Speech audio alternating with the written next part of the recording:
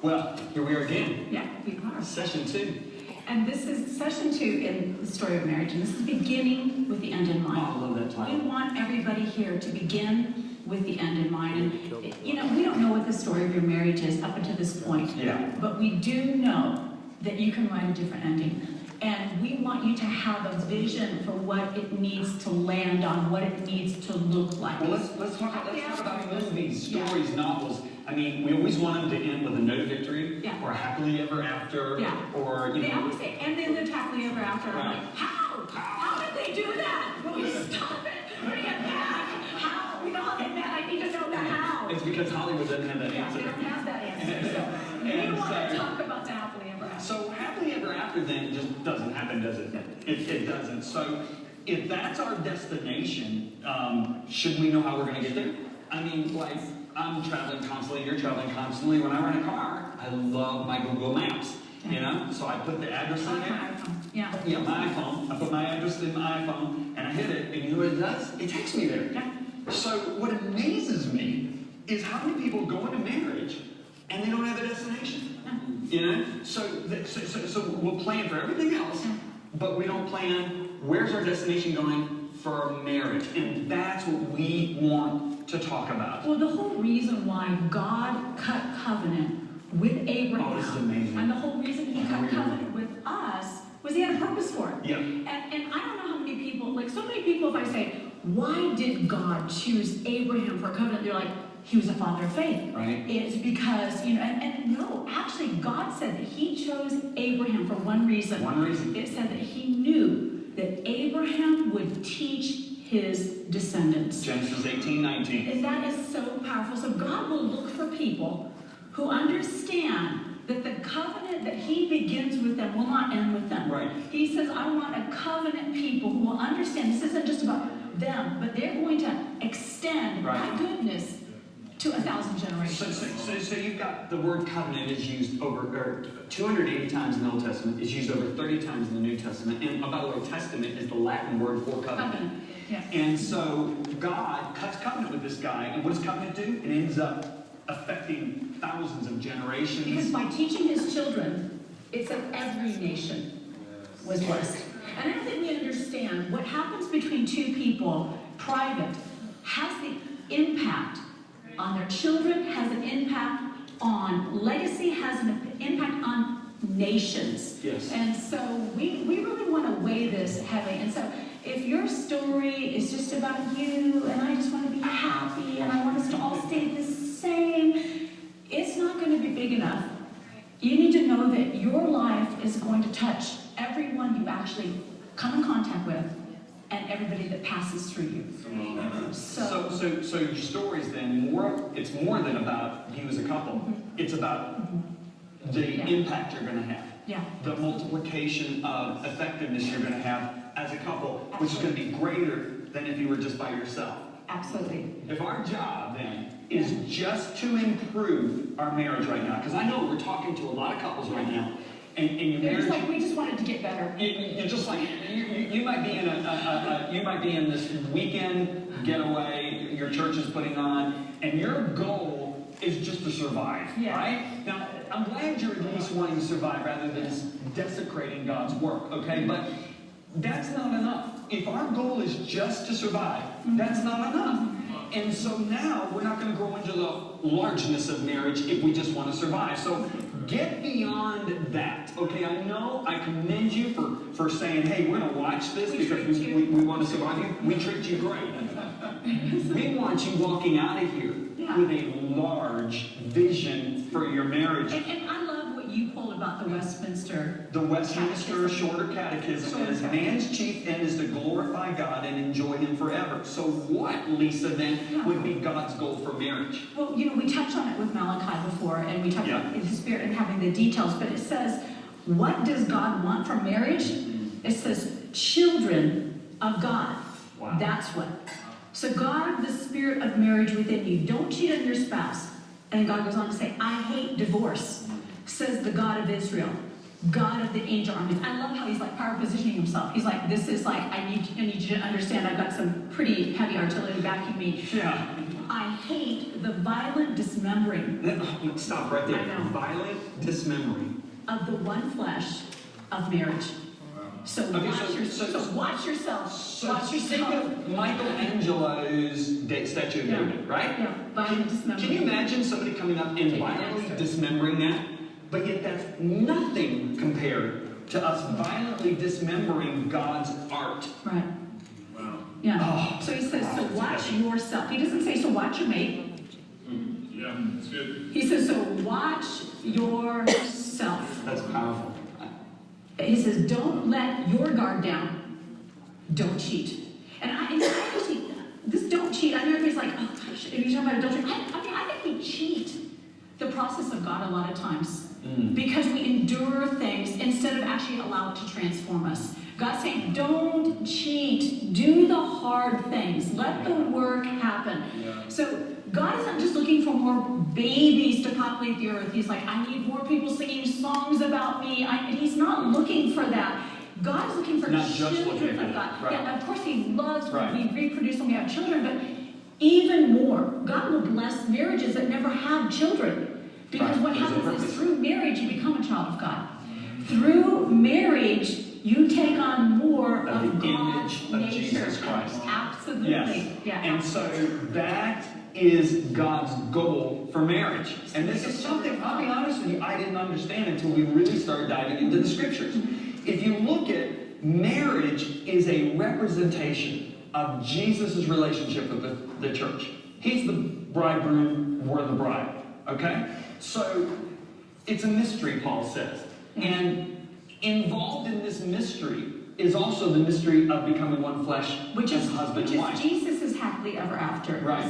His happily ever after is this, Ephesians 5:27, that he might present her to himself a glorious church.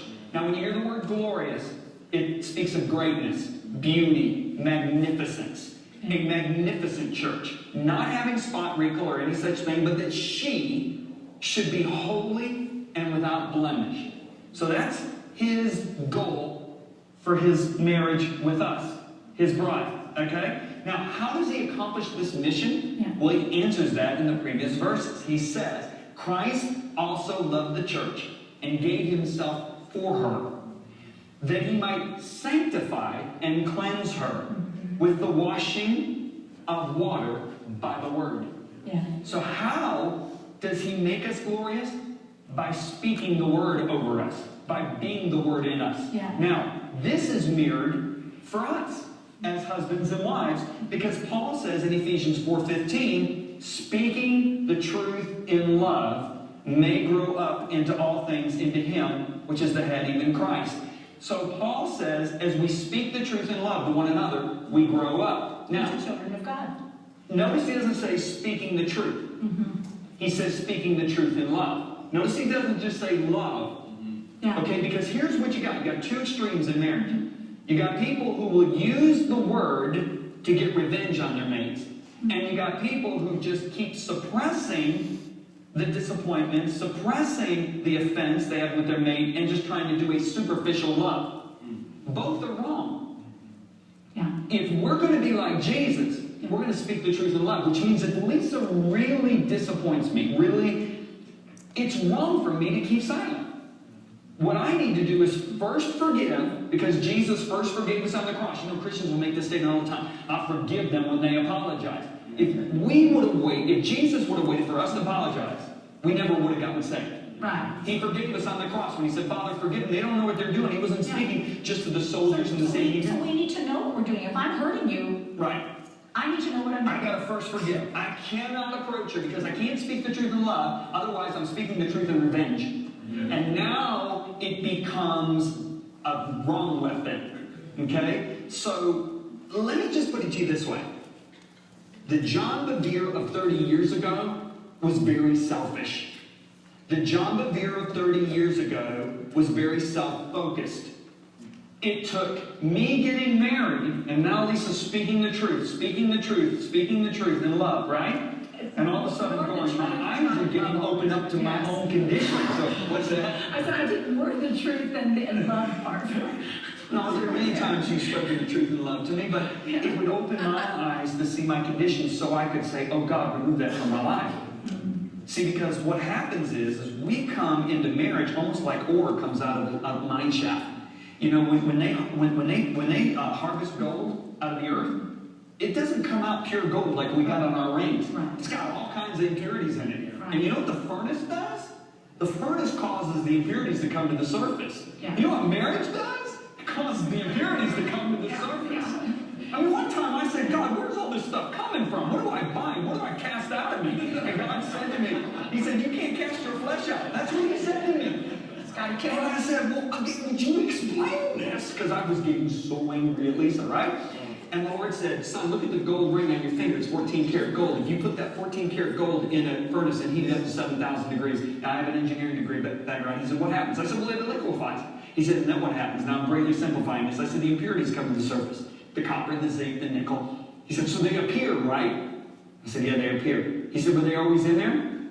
I said, yeah, they were. He said, so they weren't visible to you, but the heat brought them up. I said, yeah. He said, but they weren't visible to me. Exactly. And so what happens is I get married, and all of a sudden I'm in the furnace. Because Paul said, you're going to get married, you're going to have struggle in the flesh. Hello, welcome to the furnace. Okay? But it's a good word because It that is. struggle is going to make us more godlike. Right. That's what's exciting. And we want that. Absolutely. I want to be conformed to the image of Jesus. Yeah. I want to be conformed to the image of Jesus more than I want to be right, more than I want to be proud, more than I want to be selfish. Even more than we want to be happy. And I think a lot of people need to understand there is a fellowship of His suffering. And sometimes you go through seasons that are not fun, but they season you for a next season of strength. Yeah. You know, Jesus talks about this, or Paul's referring to what Jesus did in Hebrews 12. And since He is the writer of our story. This is the recipe for the furnace right here, which you're about to share. Exactly.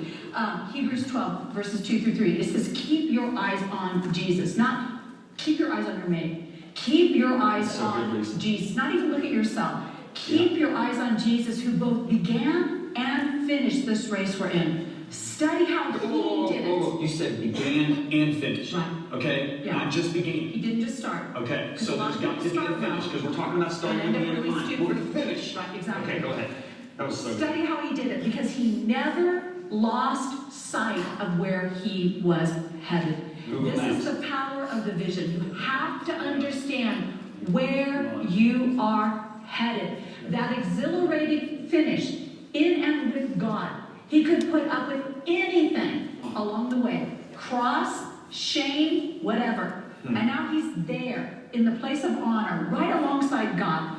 When you find yourself flagging in your faith, go over that story again, item by item, that long litany of hostility He plowed through. That will shoot adrenaline into your souls. Okay, so Adrenaline. there it is. Yeah, so Jesus. Have you ever felt like you were flagging in faith in our marriage? Absolutely. Okay. Jesus. But Did you need some adrenaline? I needed coffee. Jesus, he was following what God has always done, and what sets our God up differently than any of the other false gods. God ends something, then He begins it. Right. So Jesus saw the joy set before Him. He saw us. Yeah. When He went to the cross, He didn't see the cross. He looked through the cross. And He saw you and I. And He didn't see us as a bunch of no good sinners. Otherwise, He would have gotten off the cross and said, Legion of Angel, come and get He me said out it's of not here. worth it. He saw the finished product. He Exactly. saw us as a pure, chaste virgin Yeah. that would be presented to Him on the great wedding day. Right. And we need to understand that if we are going to act like children of God, then we need to act like Jesus and we need to act like our Father. Yeah. And this is what He says in Isaiah 46. He says, this. I am God, and there is no one like me, declaring the end from the beginning. So that is what we do. We declare the end from our beginning. Right. And most people just think, oh, this is so sweet. You know, and then they have a shock when it doesn't look like how it began. But that's because they aren't moving towards the end. So God is basically Yeah. a mission planner. And a mission, well, He's a mission motivated. Yeah, And He's a planner. Absolutely. So he's got a mission, and he plans how to get to that mission. Yeah. Right? Yeah. And so our most significant portion of our Lord love story should be how it ends, not how it began. Right. But you know, with most people, the most significant part of their love story is how it begins, not how it ends. How they met. And it's surviving now. Yes. Okay, Exactly. so can I just publicly tell you what I have 2 huge goals, personal goals with Lisa. Okay, this is my personal goals. That when we come to the close of our time here on the earth with this married couple, right? That she will be more in love with me than the day we marry. And my second goal is that I will be more in love with her than the day we marry. That is my passionate goal. And I'm willing to endure anything that would try to come against it to keep that goal. Okay? Now, we have goals that we want to minister to multitudes of people, the people that God has called us to minister to as a couple. That's a good goal. But my number one goal is I don't want to touch millions of people's lives through books and ministry and traveling, and Lisa going, I'm glad I got through this marriage. I'm glad I'm going to heaven. I'm glad it's over. I'm glad I don't want to see him. God, can you give him a mansion on the other side of the city? There was a time, though. There was a time. I was like, okay, I will stay with him on earth if you promise me in heaven we have separate quarters. I just need to sleep. So, Okay, so that's one of my goals. I want her to say, God, can we please share a mansion together? And I'll give her own bedroom if I'm snoring, okay? But You won't snore. I won't snore in that. I'll be redeemed from that. Yeah, that's right. So God is mission motivated, and he's a planner. So, you know, how do we judge races? By how they start or how they end? How many times does a horse race start and the horse that's in the middle of the pack ends up 7 lengths ahead of everybody else at the end? Well, who's everybody talk about? Yeah. The one that finished well and won the race. Right. You know, talk about the one that was in the lead the first quarter of the race. Yeah. Or the second quarter of the race. Which should give everybody hope. Right. If they've had a bad start, they can still have an amazing ending. Yeah. Yeah. Yeah, so... Absolutely. I mean, what happens to people that don't plan for retirement financially? What happens? They end up in ruin. We've seen personal examples of this.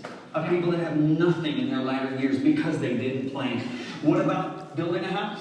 Do you know they actually tried to build something down in Pueblo, just down the road, without a blueprint, and it was a disaster? Okay? You've got a business. You want to start a business. Everybody knows. Every good businessman and woman knows.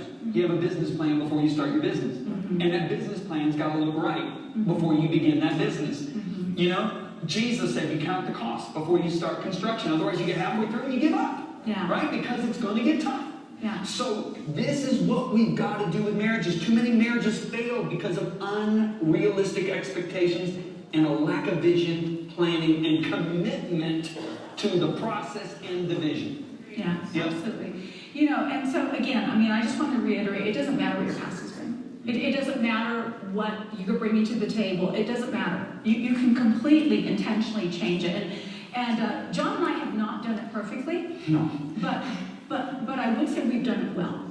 Which means our marriage is healthy. It's not perfect. And you can have a good marriage, even if it's not perfect. You can have a good marriage. Does Jesus say to us? He doesn't say perfectly done. He says well done. Well done. And that means you did it healthy. You did it well. Right. In the end, other people were able to be refreshed by your life. And when John and I first got married, we were so poor that we would go out to this Chinese restaurant together and we would order one order of mushu chicken. Mushu chicken. And we would get an extra pancake Right. and extra side of plum sauce. Right. And we would take 2 pancakes each and we would slather the plum sauce and we would dump the rice and we would eat it and we would dream. We would dream. We talked about what it would look like when we had children. We talked about... We've only been married for a year. Not even. I think we had just started. Oh, yeah, that's true. Because both of us, we were coming from a place where John's family did it well, but they didn't do it the way we wanted to do it. My family did not do it well. And so we knew there was nothing I was bringing to the table. So we were like, we need an example of what not to do. Your family has done it well, but there was a lot more we wanted to see different. And so we actually would write on the paper napkins. Like we would be talking. And then in the moment of talking, we'd get so inspired, like, oh my gosh, yes, we're not good at your kids. We're going to make down, or we would say, what do you think about allowances? And well, why aren't we going to pay allowances for them doing what they should do? Let's just pay allowances if we can do extra work. That's a great idea. And we would write things because out. we wanted them to take responsibility as a family member. Because we had seen what happened with our siblings. I am the oldest. I was the child that was spanked. I was the child that did work. My brother came along and they're like, our son, he'll do nothing. And I remember it was just like, what? And so I was like, no, kids are getting spanked, because it created a really different dynamic. So we would talk about the unique family that we wanted to build. We also dreamed. We dared to dream. We would say, we want to have the house everybody wants to come to. We want to create an environment where our kids will invite their friends. We don't care if it's a fancy house. We want it to be a warm house. We want it to be a welcoming house. We sat down and we talked about how your parents had ended up financially versus how my parents had ended up financially. My parents had a lot of money, a lot of adultery, a lot of alcoholism, and a lot of divorce. So they ended up with nothing. His parents had less money, moderate salary, and had saved and understood the principle that they were laying up for their children. They lived below their means. Yeah. And that was attractive to me. My dad Yeah. always lived below his means, and my dad never lacked, and my dad has provided so beautifully for all of us. So we started talking about that. How are we going to handle our finances? Yeah. And we started coming up with plans. And we made decisions to not have credit card debt. I mean, that just sounds like stupid, but we just said if God isn't going to give it to us, we're not going to take it. We're not going to have credit card debt. We said we're going to live off treat the a cash. credit card like a checkbook. Well, we couldn't even get a credit card. Which means at the end of the month, we made the decision we're going to pay off the credit card at the end of the month. Yeah. And these are things that we started setting up Yeah. for ourselves as governors, Yeah. so that we could get to our destination. I did not want my children having to provide for me when we were older.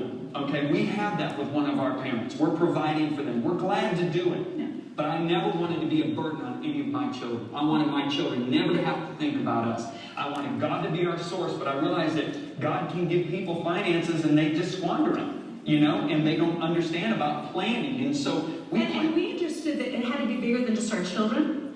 That it had to be our children's children. So when Proverbs 13:22 says, good people, godly people, leave an inheritance to their grandchildren or their children's children, which actually makes me realize you can't really measure a life with just the children.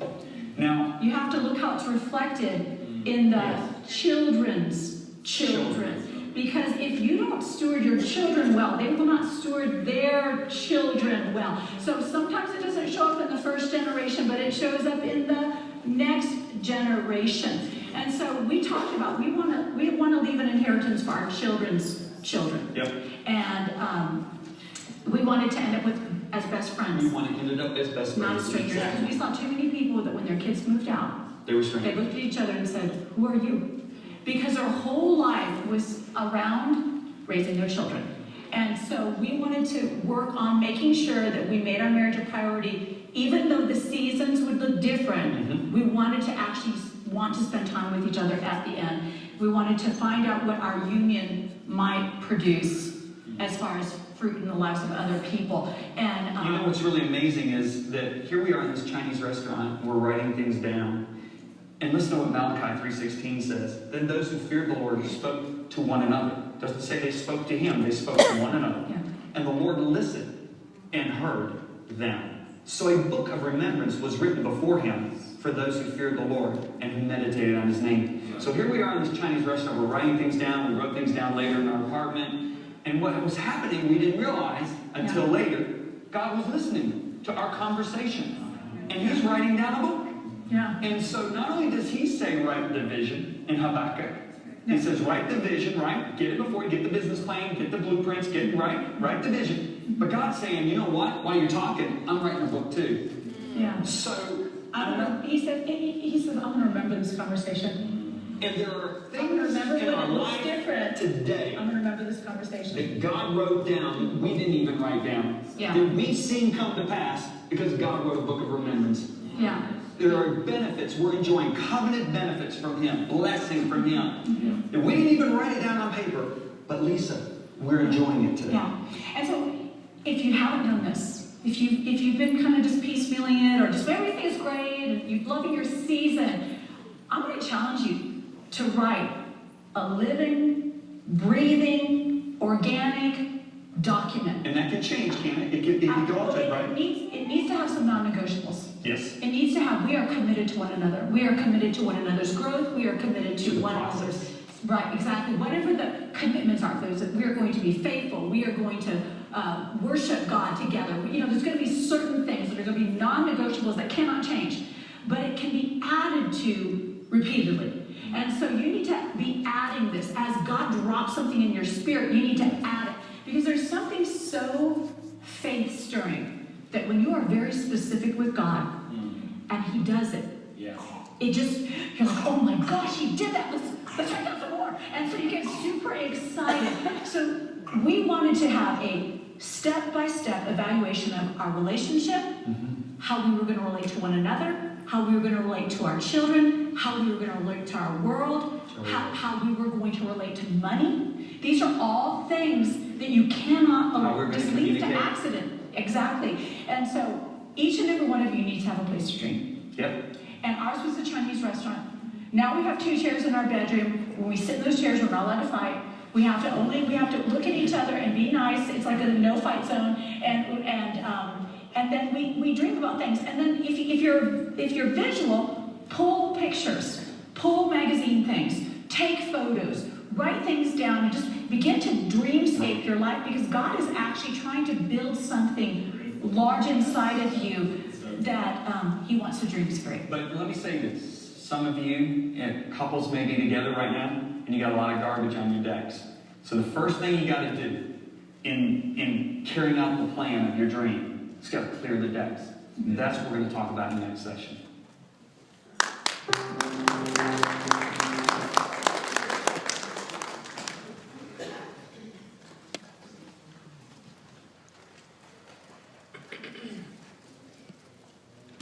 All right, let me share a couple of thoughts with you before we actually get into the lesson.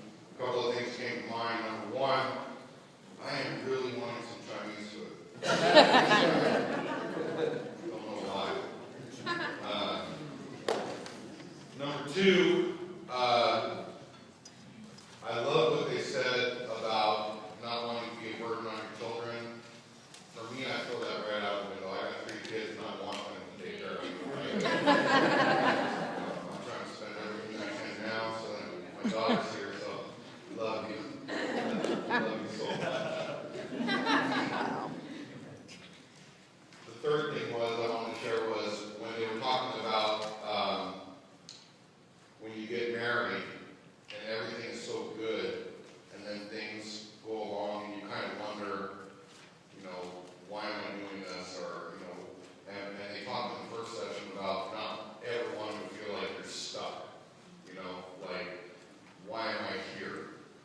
How do I get out of it? Why am I? And it should never be like that. Marriage is definitely work. We all know that.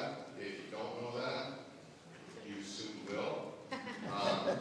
It's a full-time job. And just like anything else, if you have a job, you only do as well at your job as you perform. So when you're in your relationship, you have to perform. You have to work at being successful at what you're doing. Are you with me? Yeah. Mm-hmm. Okay. I know some of you are like, that's way too much work. I got 2 full-time jobs, and I still don't get paid enough. But, it takes work. So look at everyone have a worksheet. I know quite a few of you came in late. We got a worksheet.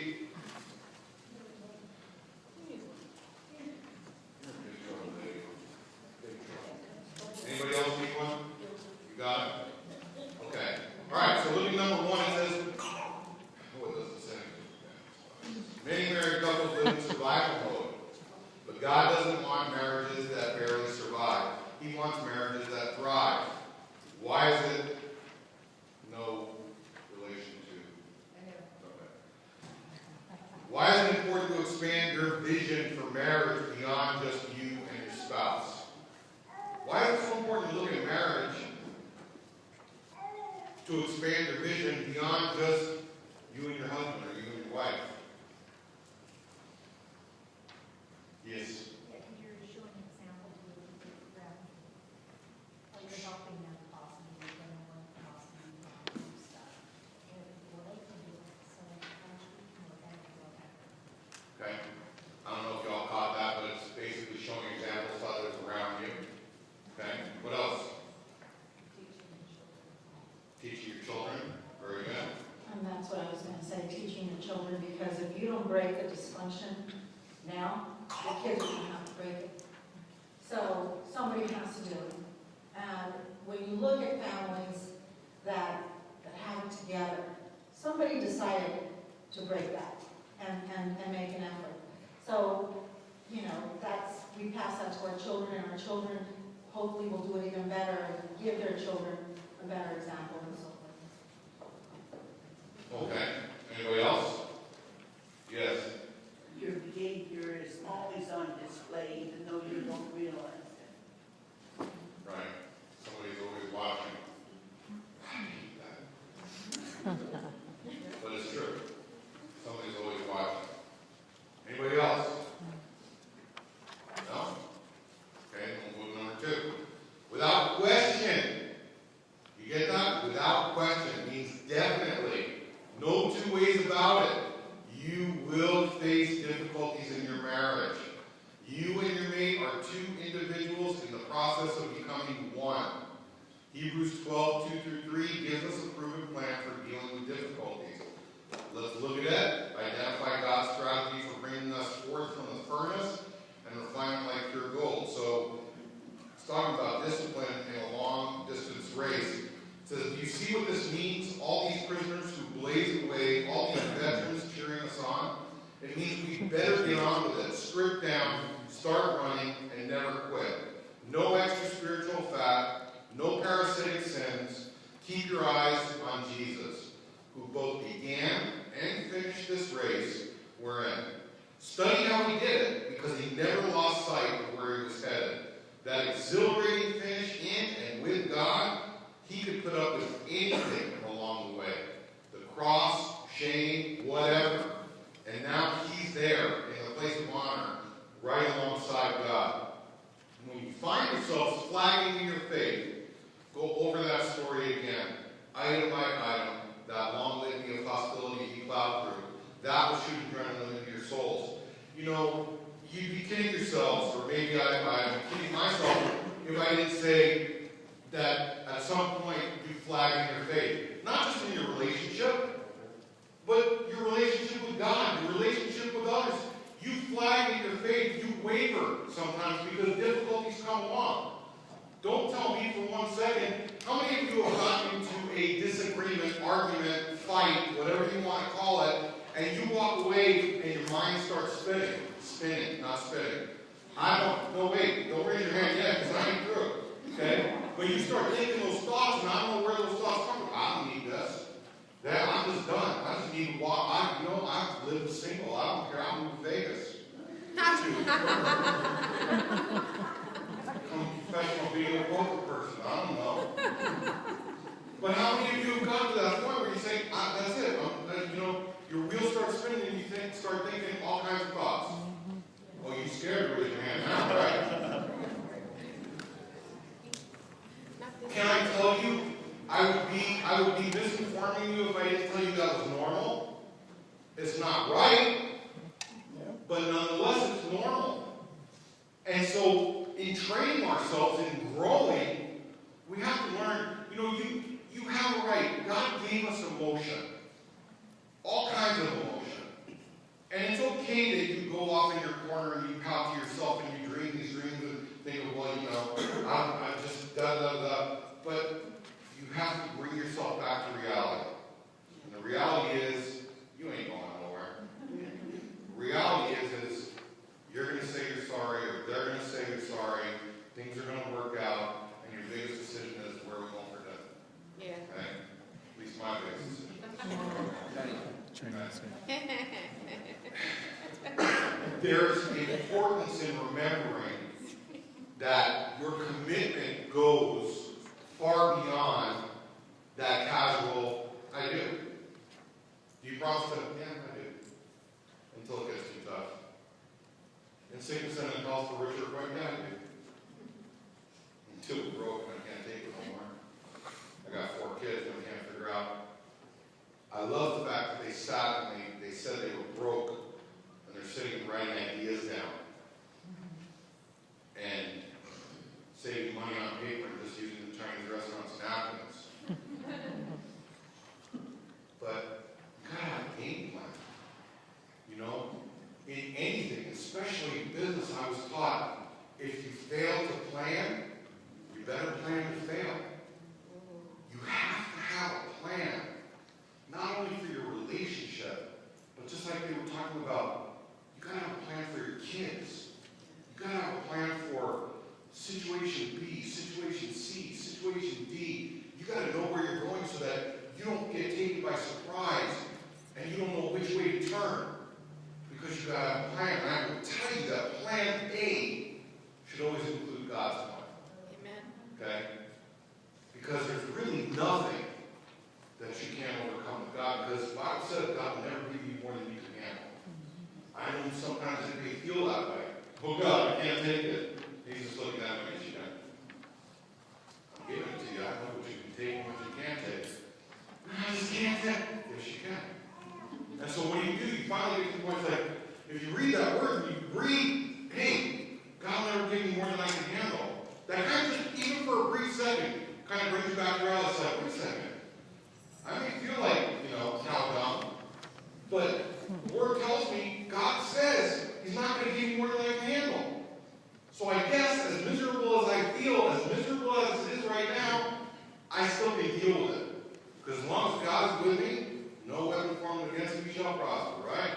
God is with me, who can be against me? And so when you speak life, life occurs. But if you speak death, oh, we're just done. We're just done. Man, God can't save us, nobody can save us, then you're just done. And you're speaking death. If someone comes to you, key word, encouragement. Encourage others. You want to be encouraged? You want me to come speak life in you? Or you want me to say, man, yeah, your relationship, I would just toss in the towel. Hopefully, maybe somewhere down the line you find somebody that can put up with you. Or you want me to speak life into your relationship? You guys were brought together because of God's ultimate plan. It wasn't a matter of chance. You think it happened because you thought she was good looking. But really, God knew your heart and He brought you together. And God's got a plan for your marriage, and there's nothing that you can't overcome if you both have the right attitude. Or I can just say, yeah, man, I ain't never seen a relationship as screwed up as yours. You guys need to just move on. That's not what you want to hear. Although some of you will say, no, I need someone to bless me to get out of this. Right? No one's going to bless you to get out of this. At least no one in the church. Are you hearing me? Yeah. I think about history and I think about the trials and, the word says, God will never give you more than you can bear. But human beings are capable. If you study history and know enough about what's happened, we're capable of bearing much. He created us that way. It may feel like we can't, but He created us to be very resilient people. And I don't know at what point our society, and I'm not talking about everybody, I'll include myself in this, at what point did we lose our fortitude and our strength to fight? And I'm talking about everything. At what point, what has happened to us as a people that we lose that? And I speak about myself as well, because I have to remind myself, when did you become, I don't know, when did you become this or that? No, you are strong. My parents were strong. They put strength in me.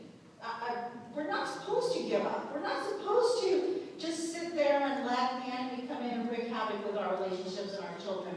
We weren't created that way. We're resilient. We have strength. We're not just supposed to sit there and just que sera,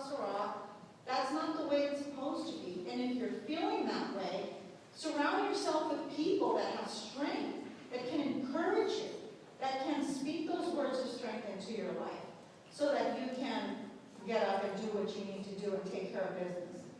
That comes from watching the world. Because the world will say give up, the world will say it's too much, the world will say this much.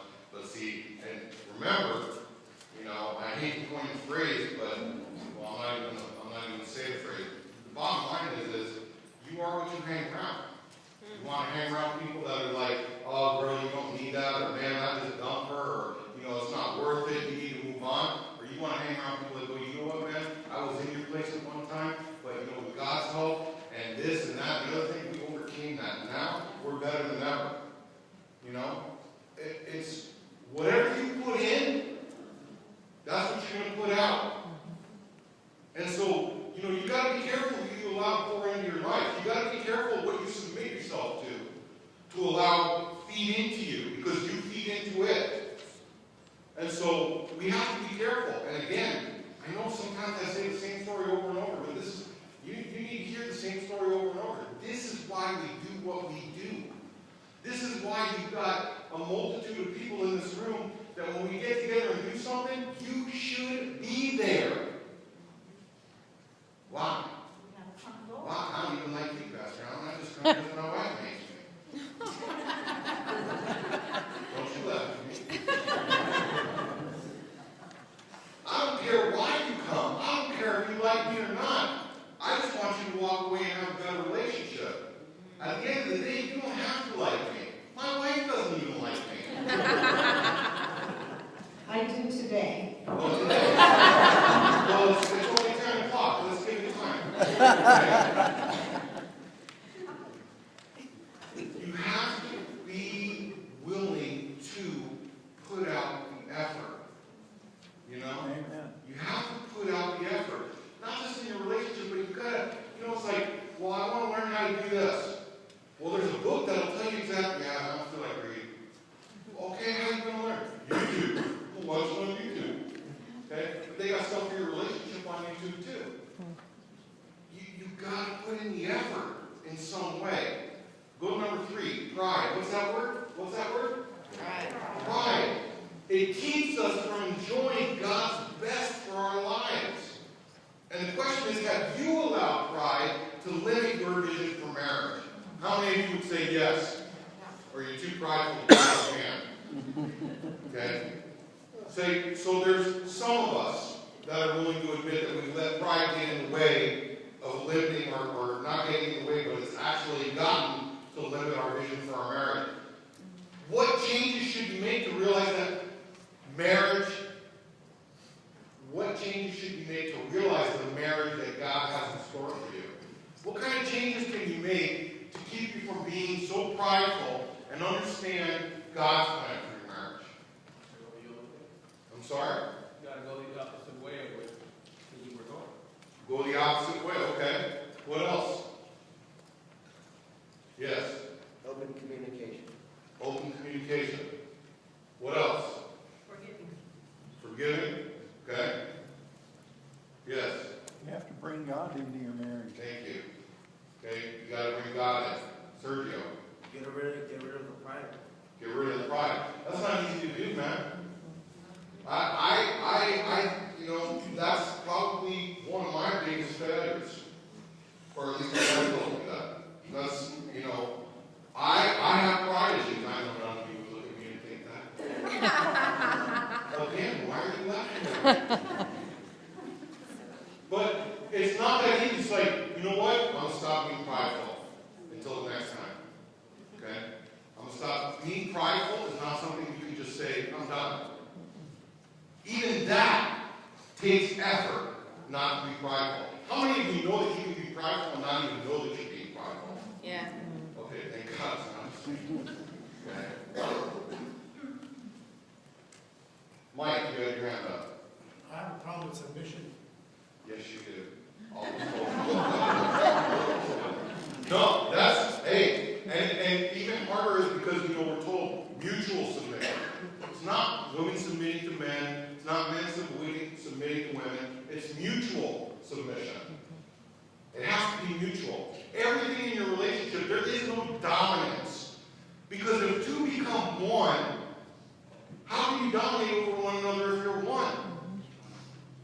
Oh, snap. That's a good one. That's a good one. If you truly are working to be towards one, you cannot dominate over the other person because you're one. Somebody else had their hand up over here. Yes. And I think it's hard, it was hard for me, is to admit your wife is right. Yes. It's very difficult for a man to admit that his wife is right. Because we have that attitude that we know better. No offense, ladies, if your man hasn't admitted that to your wife, to you, it's, you know, it's just, I think that's inbred in us. You know, we already know God wired women a certain way, God wired men a certain way. I think the wiring of the man was God's sense of humor. Oh, I'm gonna mess with him. I'm gonna mess with him. I'm gonna make him think he's better, and I'll just create a woman to bring him down to earth.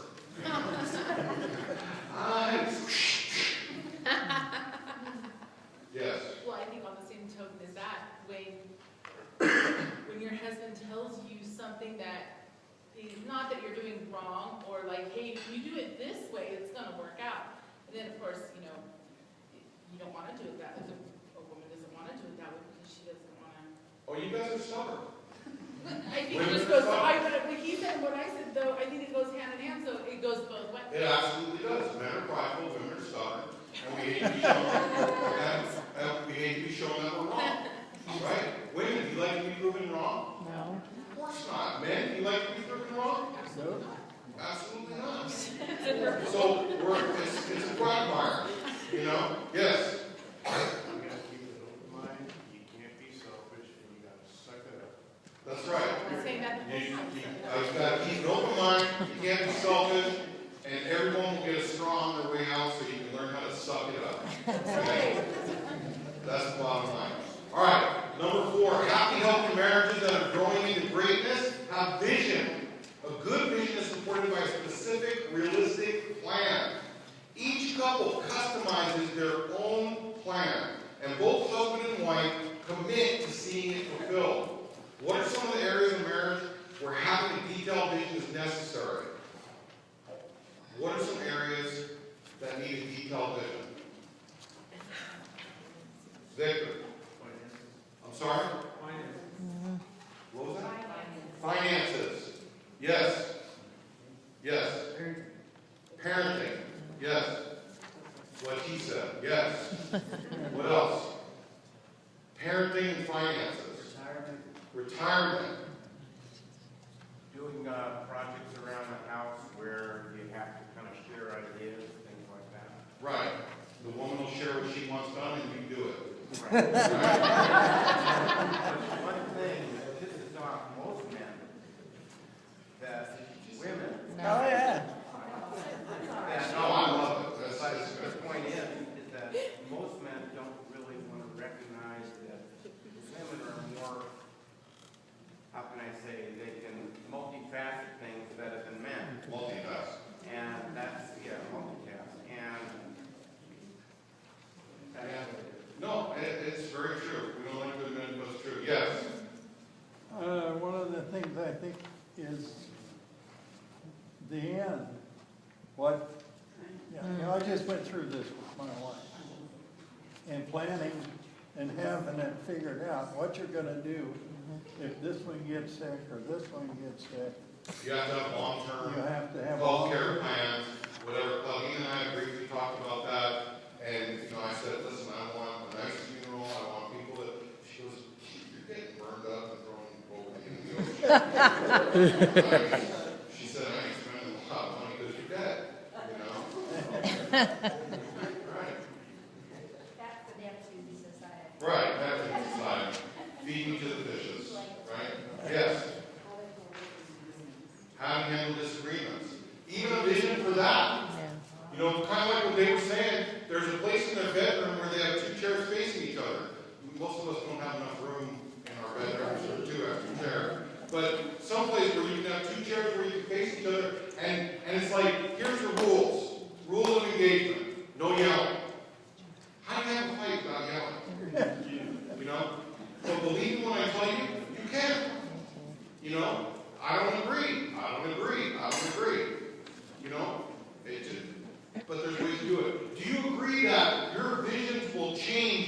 time goes on. Yes. Of course. You know, I didn't get married until I was 31 years old.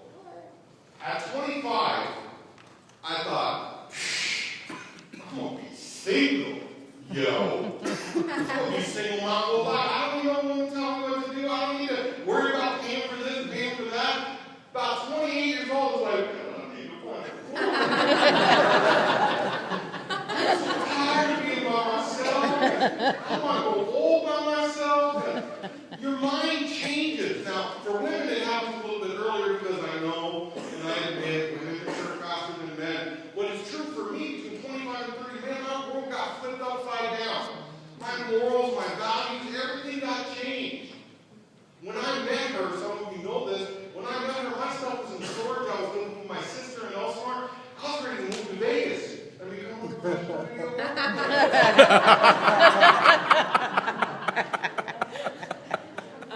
I didn't care what I was going to do. I knew that I was just moving to Vegas. I was going to get an apartment. I was going to go sell cars. It don't matter. Because I ain't got nobody else to worry about. And then I met her. I was like, Maybe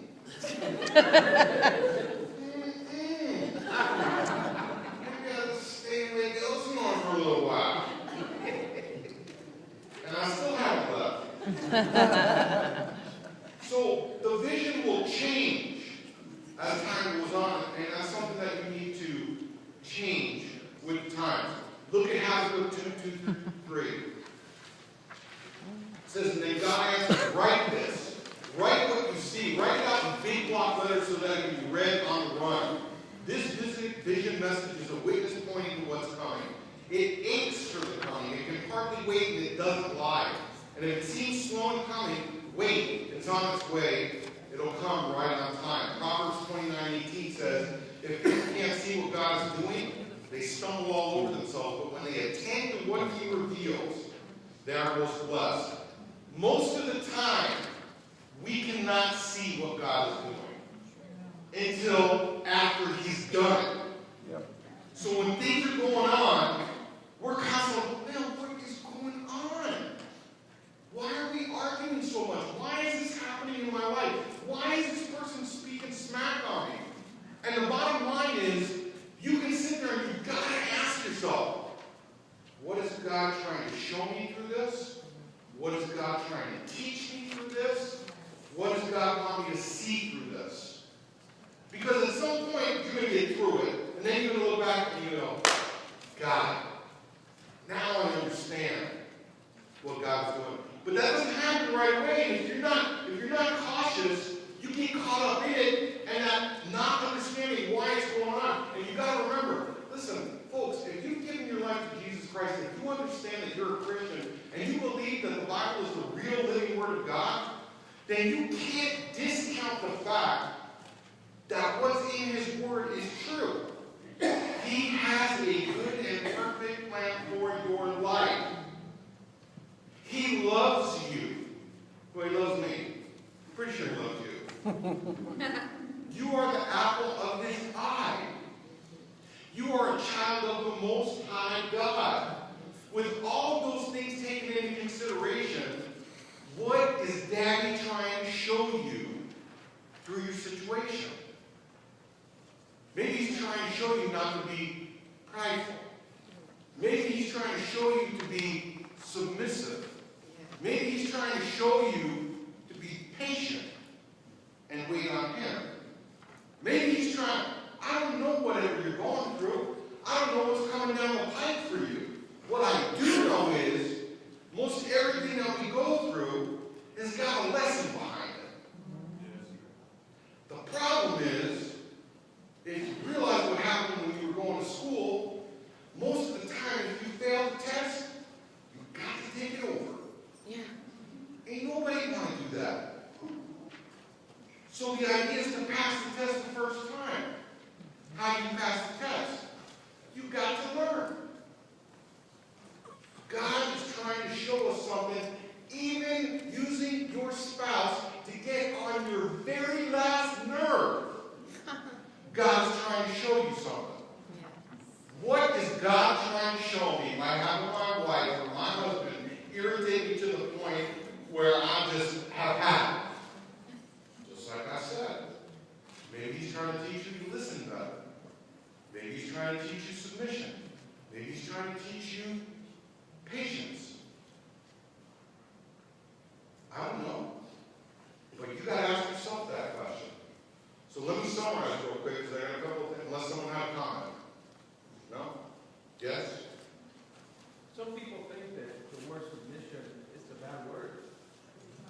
what we don't realize, whether we're man or woman, either we submit to each other as husband and wife, okay, things don't work out right.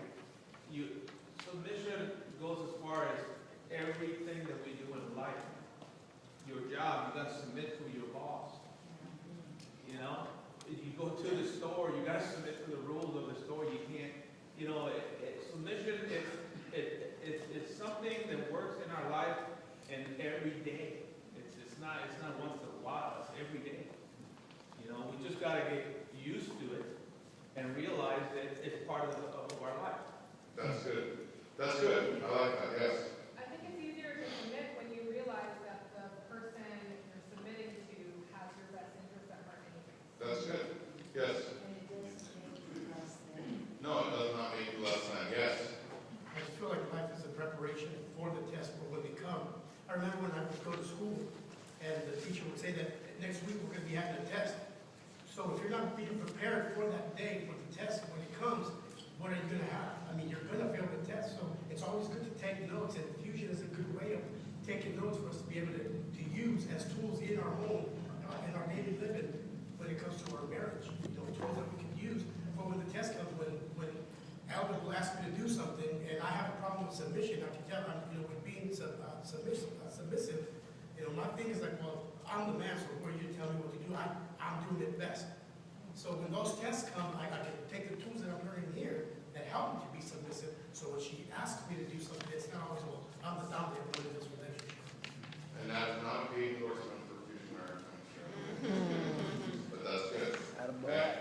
It's kind of like this. If you have that attitude about submission, like Victor was saying, submission goes all across the board. If you're that kind of person that takes your dog for a walk, and they provide those little baggies right there for you to pick up their stuff when they go, and you just leave it there, that's not submitting to the rules, right? So if you're that person that is sneaky in that respect, how sneaky are you with everything else? You know, just something to think about. Again, she fits Cinderella. And let me summarize the chapter for you, okay? Your story of marriage is about more than you. It's about every life that you and your spouse will touch during your lifetime, and it reaches into your legacy for generations to come. Marriages create an ideal environment for men and women to be shaped and refined into the image of Christ. This brings God great glory, making him known. Faith is the building material of a wonderful marriage that's not yet a reality. Hope is the blueprint or God-given vision that faith builds. Humility opens the door to God's best for our lives. Through humility, we receive God's grace, which is empowerment, to experience the largeness of marriage he designed. Regardless of the current condition of your marriage, it can grow into a happily ever after. That's something that everybody needs to grasp onto. So I encourage you to write a vision for your marriage, a living, breathing plan that grows with time and includes your hopes, dreams, and non-negotiable standards. Okay? Let me give you a couple